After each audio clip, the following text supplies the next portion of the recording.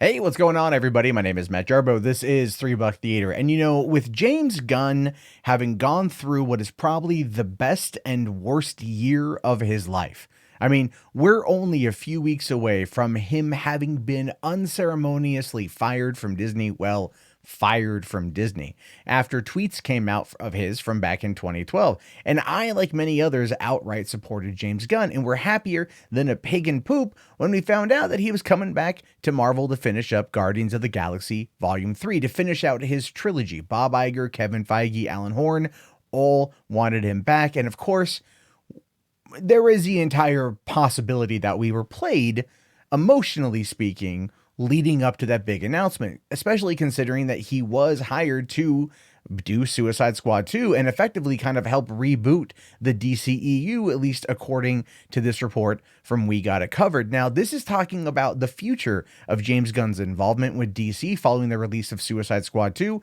and after Guardians of the Galaxy Volume 3, and it actually kind of does make a bit of sense if you really start to think about it. Now, it says here, James Gunn will reportedly help DC rebuild their cinematic universe. Look, I'm just going to be honest with you guys. I don't see anything wrong with it. I don't.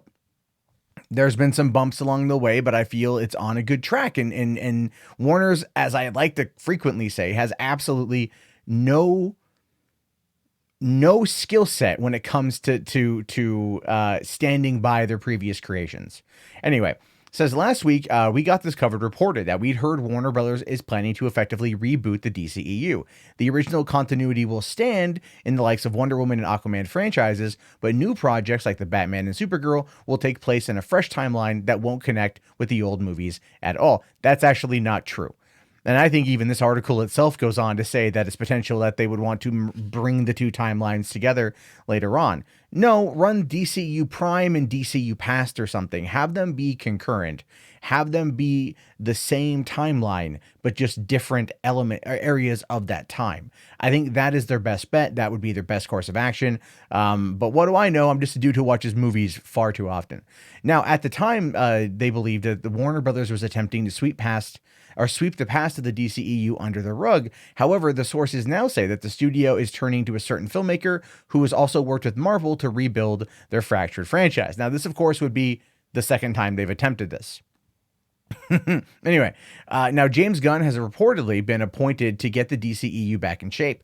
From what they heard, the director is set to be involved in several upcoming projects as producer, with his role as an overseer of the cinematic universe also meaning that he'll be involved in some capacity in almost all films going forward, even if he's not explicitly credited. And that is weird in and of itself because Hollywood is all about credit and praise. And Gunn may be at this point in his life where he doesn't care about credit and praise. But you know what? You know who does?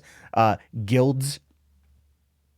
So if he's working on a movie as a producer and he's with the Producers Guild and he's not being credited as a PGA, then that's a problem.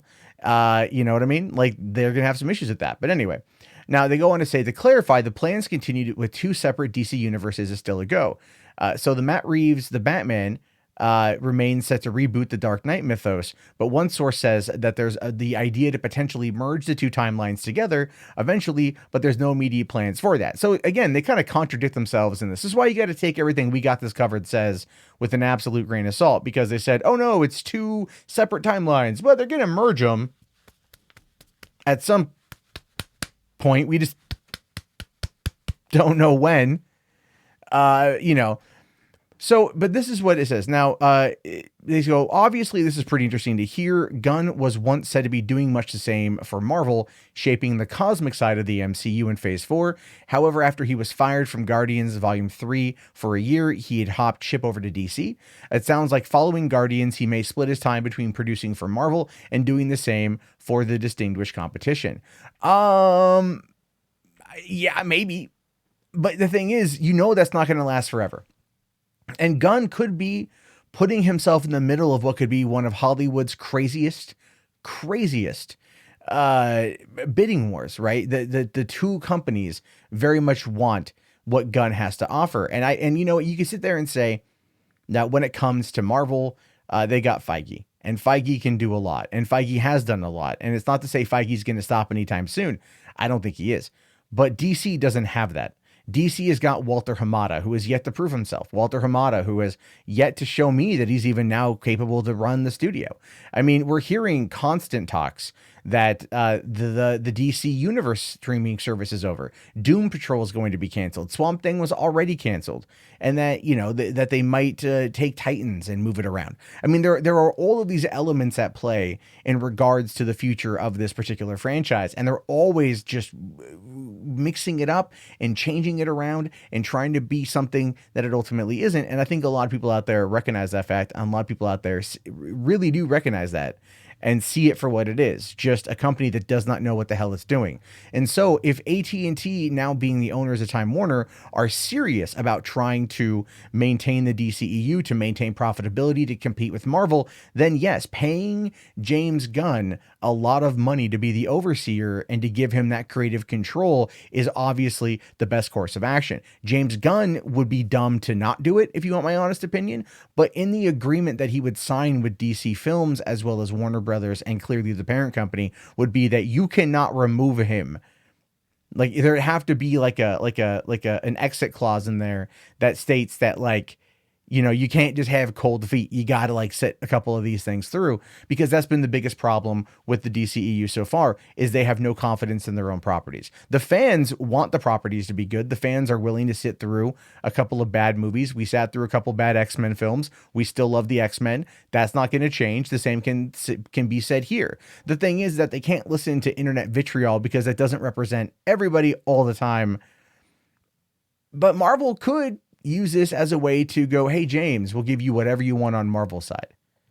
And here's the thing. I think James would be wise to talk to Joss Whedon and to see what it was like working underneath Feige on Avengers and leading into the Infinity War and leading in all those things that they clashed over.